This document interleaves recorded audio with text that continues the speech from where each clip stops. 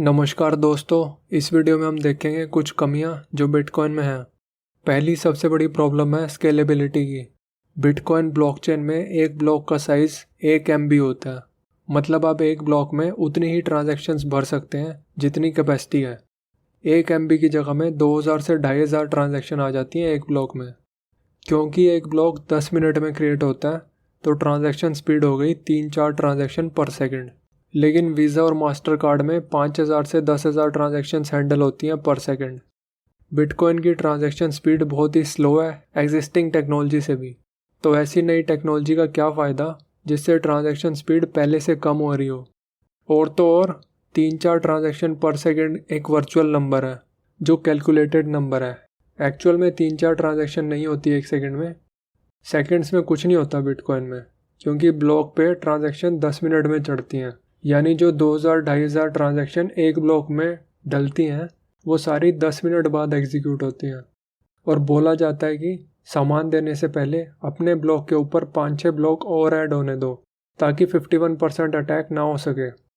तो इसका मतलब एक ट्रांजैक्शन होने में कम से कम 1 घंटा लगता है 10 मिनट ट्रांजैक्शन ब्लॉक में ऐड होने के, और 50 से 60 मिनट आपके ब्लॉक के ऊपर 5-6 ब्लॉक्स और ऐड होने के। क्योंकि ट्रांजैक्शन स्पीड काफ़ी कम है, जिन दिनों ट्रेडिंग वॉल्यूम बहुत ज़्यादा होती है एक ट्रांजैक्शन ब्लॉक में ऐड होने के 16 घंटे भी लग जाते हैं। क्योंकि अगर करोड़ों ट्रांजैक्शन एक साथ आ जाएं ब्लॉक में तो 2-2,500 ही फिट हो सकती हैं, तो आपके ट्रांजैक्शन को 16 घंटे भी लग सकते हैं ब्लॉक में ऐड होने के। अब फ़ीस की बात करते हैं। नॉर्मली कैसा होता है फ़ीस का, जैसे मुझे बिटकॉइन बेचने हैं तो मैं ट्रांजैक्शन डालूंगा और कुछ बिटकॉइन ट्रांजैक्शन फ़ी के तौर पे माइनर को दूंगा। ट्रांजैक्शन फ़ीस में आप कितने भी बिटकॉइन दे सकते हैं माइनर को, लेकिन माइनर उन्हीं लोगों की ट्रांजैक्शन पहले ब्लॉक में चढ़ाएंगे जो सबसे ज़्यादा फीस देंगे। तो जब करोड़ों ट्रांजैक्शन एक साथ आ जाएंगी ब्लॉक में सिर्फ 2-2,500 ट्रांजैक्शन की जगह ब्लॉक में उन्हीं की ट्रांजैक्शन चढ़ पाएंगी जो बहुत ज़्यादा फीस देंगे। नॉर्मली फ़ीस 50 सेंट से $1 के बीच होती है, बट हाई ट्रेडिंग वॉल्यूम के टाइम पे $55 तक भी गई है। ऐसे टाइम पे बिटकॉइन से छोटी मोटी पेमेंट करना सूटेबल नहीं है। जैसे कि $50 की चीज़ खरीदते हुए मैं $10-20 फीस तो नहीं दूंगा और 16 घंटे वेट भी नहीं करूंगा। तो ये बहुत बड़ी कमी है बिटकॉइन की। दूसरा, बिटकॉइन में प्राइवेसी नहीं है। बिटकॉइन की ब्लॉकचेन पब्लिक है। कोई भी बंदा शुरुआत से लेके आज तक क्या ट्रांजैक्शन हुई हैं देख सकता है। तो ये भी दिख जाएगा किस अकाउंट में कितने बिटकॉइंस पड़े हुए हैं। लेकिन अकाउंट नंबर किस बंदे का है वो नहीं पता चलता बिटकॉइन ब्लॉकचेन से। बट अगर कोई पावरफुल बंदा पता करना चाहे तो पता भी कर सकता है। जैसे यूएस के इनकम टैक्स डिपार्टमेंट ने क्रिप्टो एक्सचेंज से अकाउंट नंबर्स के ओनर्स के नाम एड्रेस निकलवाए।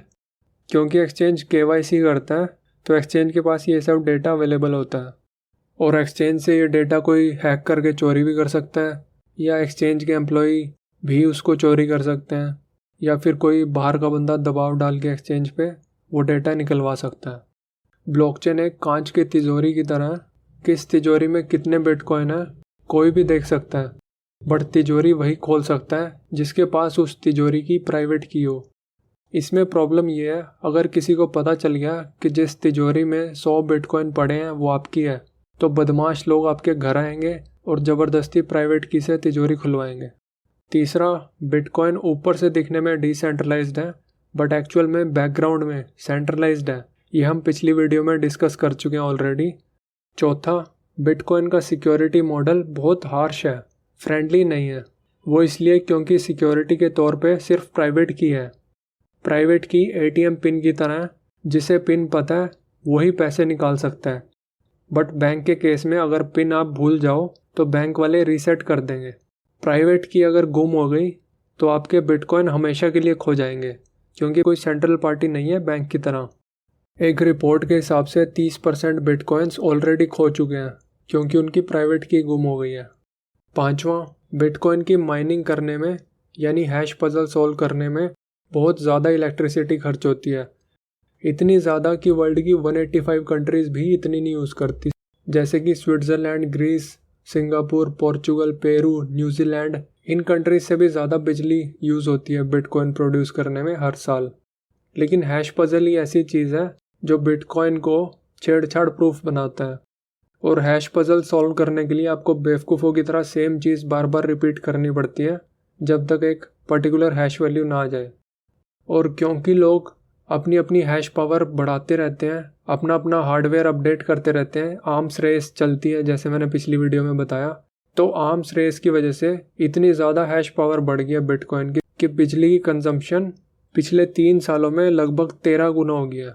2017 में 6 टेरावाट आवर बिजली कंज्यूम होती थी और 2020 में 80 टेरावाट आवर कंज्यूम होती है। ये सारी होगी कुछ प्रॉब्लम्स जो बिटकॉइन के साथ हैं। स्केलेबिलिटी इनमें सबसे बड़ी और सीरियस प्रॉब्लम है जिसकी वजह से हो सकता है बिटकॉइन वाइडली यूज ना हो कभी भी।